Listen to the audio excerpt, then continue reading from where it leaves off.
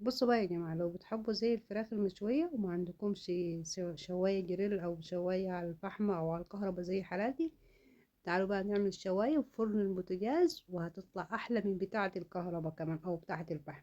هنتبل الأول الفراخ زي ما انتوا شايفين كده، ده بصل وقرن فلفل وطماطمية واحدة بس، ما نكترش الطماطم. عندنا الفراخ طبعا غسلينها كويس وشطفينها، هننزل عليها بالبصل اللي احنا فرمناه مع قرن فلفل، قرن فلفل رومي. دي بقى بهاراتنا يا جماعة، ملح وفلفل وكمون وتوم بودرة وبصل بودرة وبهارات فراخ. هنتبلها بقى زي ما انتوا شايفين كده، وهنحاول ان احنا ندخل التتبيلة بتاعتنا بين الجلد وبين اللحم بالظبط كده، وهنسيبها ساعة. هنجيب بقى الفرن بتاع دي فرن بوتاجاز عادي جدا يا جماعة، زي الموجود عندنا في أي بيت. كنت مشغلاها وغسلت الشواية كويس أو الشبكة دي يعني، ودهنتها بزيت الأول. وهنزل عليها بالفراخ كده. طبعا الفراخ دي أنا سبتها قد ساعة كده في التتبيلة دي. وهنزل كده بالفراخ على الشواية زي ما انتوا شايفين. وهنحط الصوص كده وهنزوده مية. على فكرة أنا كنت بزود الصوص ده كل شوية مية. وهنسيبه بقى، انا كده معليه الفرن عليه يا جماعه وسايباه بقى كل الصوص بتاع الفراخ ينزل كده زي ما انتوا شايفين. هنا بقى جبت معلقتين صلصه، برضو تبلتهم بنفس البهارات ومعلقه عليهم معلقه زيت. دهنتهم كده زي ما شايفين، دهنت على وش الفراخ.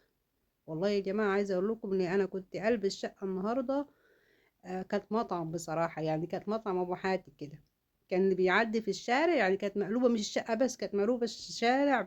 اللي بيعدي بيقول لي في مطعم فراخ مشوية. يعني عايزة اقول لكم ان الريحة كانت جايبة اخر الدنيا. اللهم صل على سيدنا محمد. هنا بقى بعد ما الفراخ دخلت على السوا، عندي فحمة سويتها من فوق، او يعني الفحمة دي انا ولعتها على عيون البوتاجاز وبعدين نزلتها كده. الدهن بقى بتاع الفراخ كان بينزل عليها. وغطيت الفراخ بقى يا جماعة. غطيت الفراخ عشان تستوي معانا وتطلع بالمنظر اللي انتوا شايفينها دي.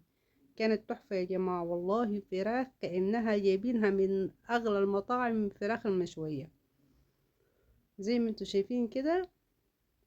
بجد يعني الطعم أحلى من الصورة. وهي في فرن البوتاجاز. طبعا كان لازم نعمل جنبيها كده شوية محشي مشكل، ورق عنب وكوسة وبتنجان. اللهم صل على سيدنا محمد. دي شوربة فراخ يا جماعة كانت عندي في الفريزر. بصراحة بتنفع الشوربة أو هياكل لو عندك لما تحبي تشوي فراخ. عملنا بقى شوية ورق عنب. السلام عليكم ورحمة الله.